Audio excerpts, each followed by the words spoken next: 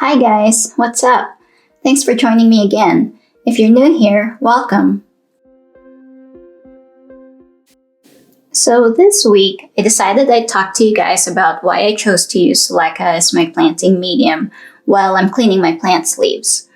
It is good to clean your plant sleeves every now and then just because they do collect dust, and when they get really dusty, it kind of hinders their photosynthesis abilities. And I'm just using this solution of equal parts water and lemon juice, as well as this really soft eyeglass cleaning cloth.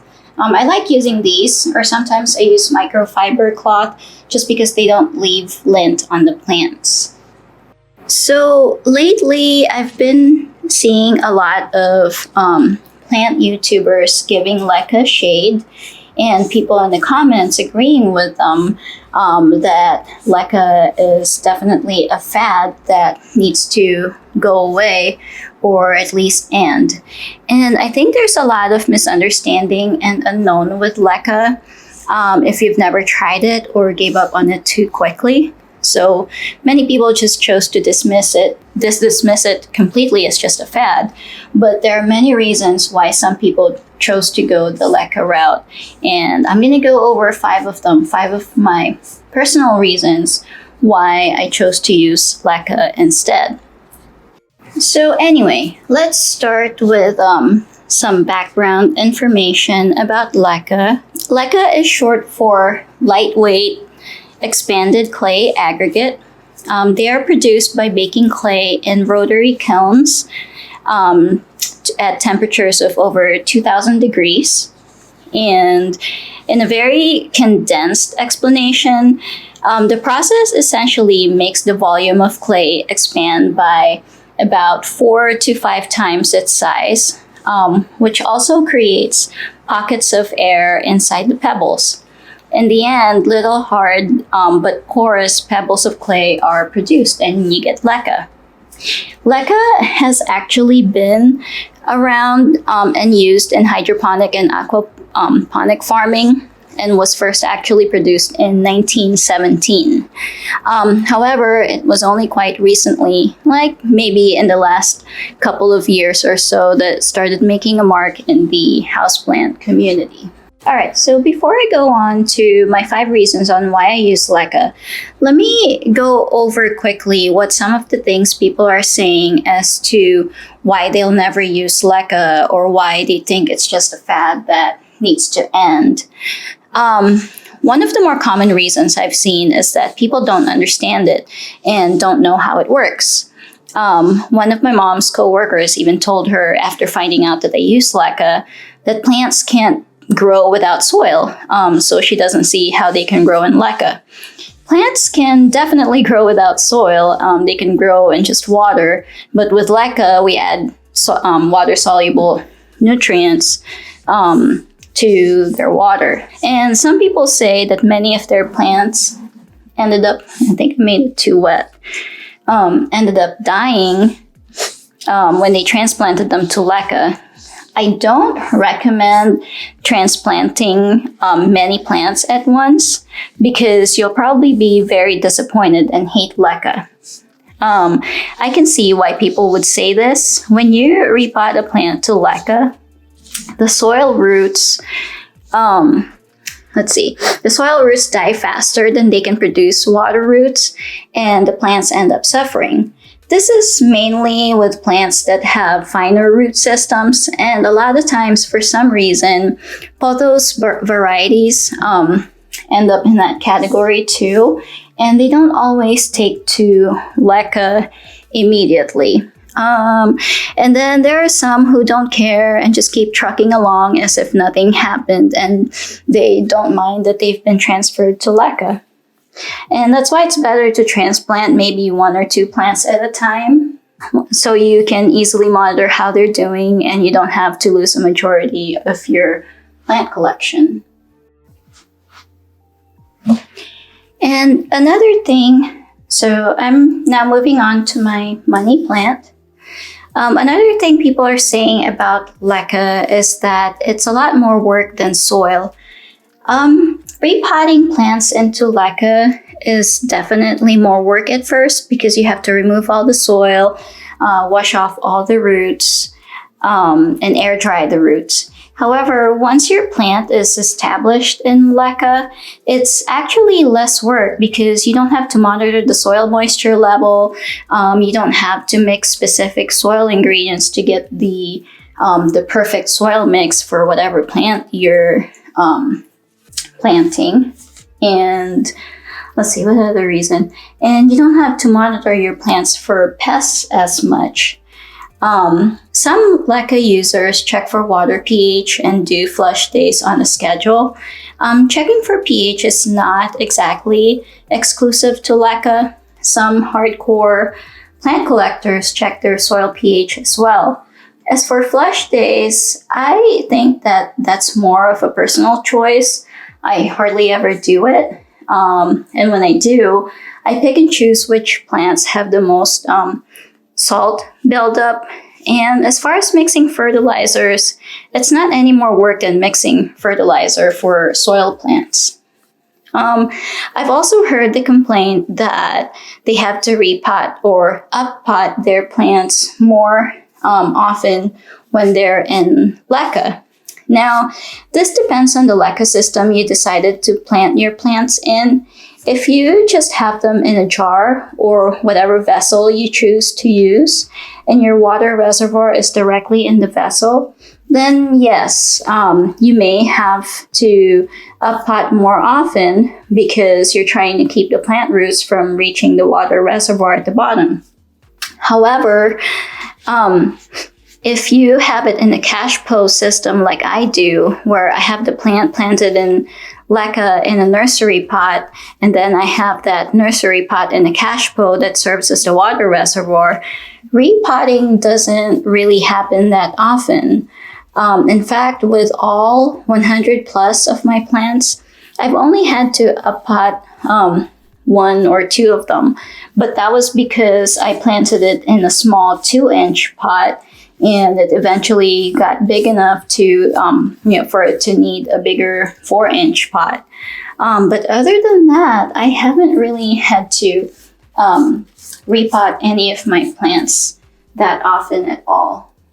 And one last argument that I've heard from people who don't use leca is that leca users are destroying the environment by buying brand new plastic pots.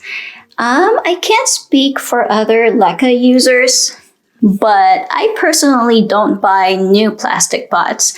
I save and collect all the plastic nursery pots that my plants come in when I purchase them and reuse those to repot my plants into.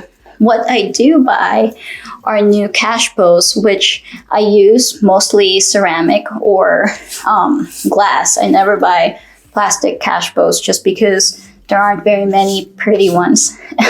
And even if I did, you don't typically throw away cash pots, even if they're made of plastic. So I don't see how ceramic or glass can negatively affect the environment, because it's not like I'm constantly throwing them away, like I said.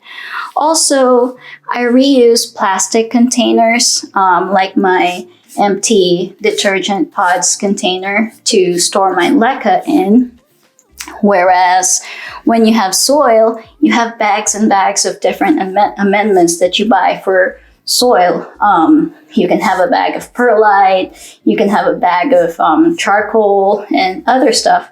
And those are made of plastic too. And if you have several of them, you're also adding to all the plastic that's in the environment. And I think a lot of the negative views on leca have to do with people not understanding how it works or not doing extensive research on the best way that would work for them.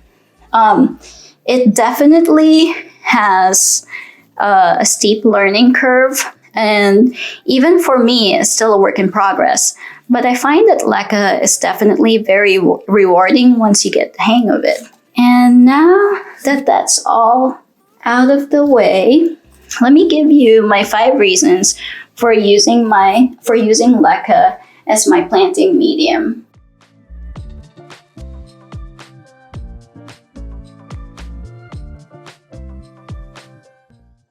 So I've brought over more plants because I was done cleaning the first few that I had. I did go rinse off my little cloth.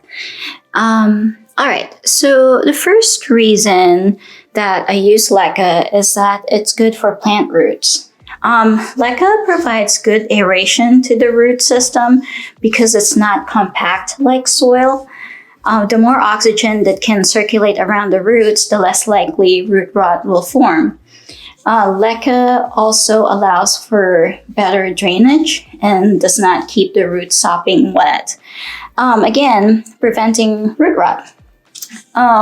Roots can also grow more freely with the little crevices that they can crawl through when you use Leca. Whereas with soil, sometimes, like I said, they can get compacted in there, and the roots have a harder time moving around and growing. The second reason is that there's hardly any pests in Leca. One of the things that turned me off to soil was the thought of pests. I just absolutely hate bugs. And in our old place, we would sometimes get fruit flies coming in from outside, or for some reason, whenever we had bananas, they would somehow find their way in the house. And it was so annoying. And one time, one even died in my husband's coffee, and it was just so gross. So I never wanted plants in soil because I know you can get fungus gnats. At that time, I didn't even know about spider mites and mealy bugs. And then we moved, and one of the things that I bought when we moved was a desert rose. And I found it at the grocery store of all places. Well, then I got bitten by the plant bug, and I wanted more plants. I researched online on how to prevent gnats when you have houseplants, and I had randomly read online, I can't even remember where, something about going soilless. And I was like, what? What is this magical term, soilless? And that was when I found Leca. And I told my husband I wanted to try it, and he wasn't convinced at first that it wouldn't bring bugs into the house. We already had enough bugs to deal with. What with living in the desert, we sometimes get scorpions and spiders and crickets and all kinds of other bugs. And so I didn't want to add on to whatever bugs we were already getting. So when I finally did try out Leca, I held my breath for the onslaught of fungus gnats, but none came, and I was very happy. This was also around the time that I became more active on the plant Instagram community and started hearing about mealybugs and spider mites and everything else, all the other pests that came with houseplant keeping. And back then, I was still such a plant noob that I thought these pests only occurred in wild plants. And these are just actually some typical pests that plant owners, not just houseplant owners, but any plants can encounter. And just as a heads up, I do have some pictures coming up of these pests, so you might want to look away if you don't like looking at bugs. I certainly didn't have fun looking for these pictures, but I did want to show them to you. So needless to say, I don't have any bug issues with Leca, knock on wood that I never would. I did encounter mealy bugs just 3 times in the time that I've had Leca, plants in Leca. And the first one was in my pot of string of pearls that I had purchased from Home Depot. And when I did purchase it, it was very sticky, and that should have been a sign for me that something was not right, that it had some kind of infestation. But like I said, back then I didn't know too much about plants. So I brought it home anyway, washed it all off, put it into Leca, and I thought that maybe I had gotten rid of the bugs, but they ended up coming back. And then the second time was in my Opuntia cactus, which I ended up basically chopping the cactus up into segments just to get rid of the mealy bugs. And I'm thinking that I had purchased it that way. And then the third time was in my Fabian Aurelia, and I had just found just one mealy bug in one of the crannies on the stem. But that plant ended up dying anyway. So I didn't have any more problems after that.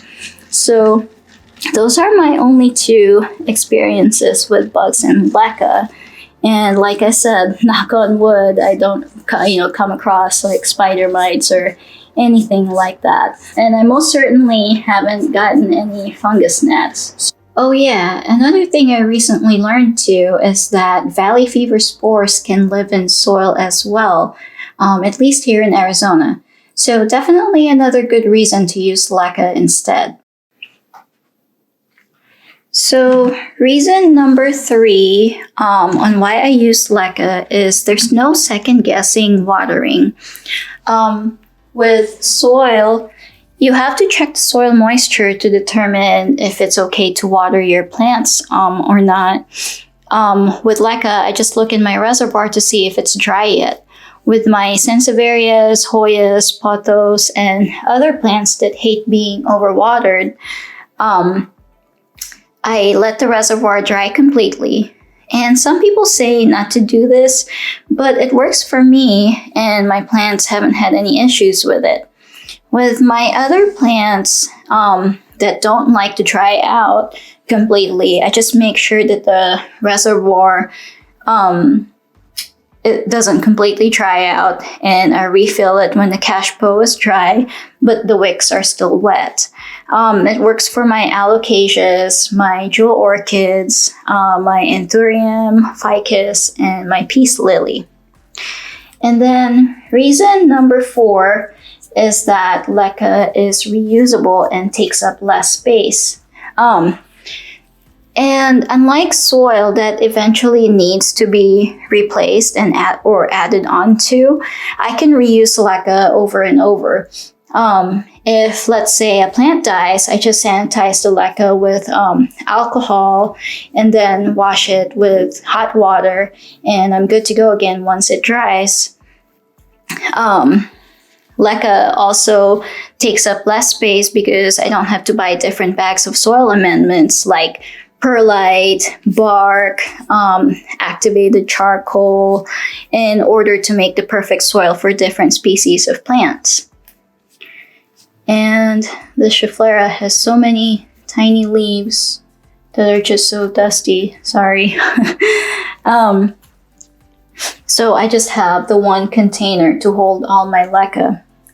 And then my last reason is that Leca is so much more aesthetically pleasing and is less messy. And when you have soil, sometimes you can have soil spill out of the drainage holes underneath the pot, or you could just accidentally spill them and it leaves a big mess and you have to vacuum or sweep or whatever else you need to do to pick all that up.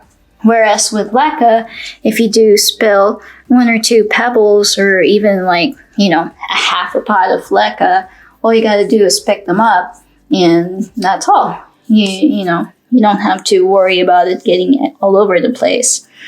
And when I say more aesthetically pleasing is because sometimes soil does get mold on it, or every now and then you find little tiny weeds growing in the soil, depending on where you got your soil from, or if you repotted your plant after, or didn't repot your plant after you purchased it.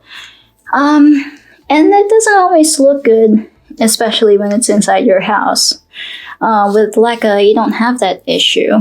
I guess the worst thing about it, as far as aesthetics goes, is that they do end up with salt deposits every now and then. Or if you're in Arizona and you're not using filtered water, which I highly recommend filtered water, you can get calcium deposits on the leca just because the water is so hard here. But I haven't really had as much of an issue with that ever since I switched to filtered water. So there is that. So those are my 5 reasons for using leca instead of soil. I am by no means trying to convince anyone to switch over to leca. You do you. If you prefer soil, then, so be it. I'm just giving you my reasons. Just because lately I've been hearing people talk badly about it.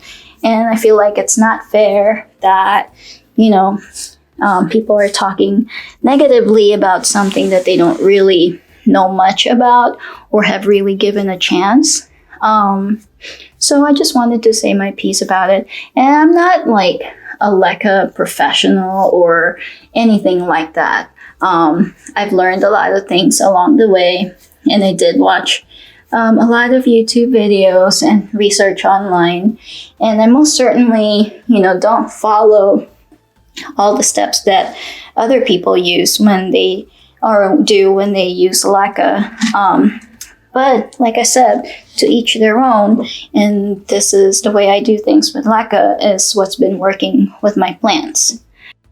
So there you have it, peeps. My top 5 reasons why I use leca instead of soil. And some people may still be unconvinced after this, and I understand. It's a lot of work at first, and you really have to do your homework, and it doesn't always work out. Trust me, I have killed a lot of plants. But plants die in soil too.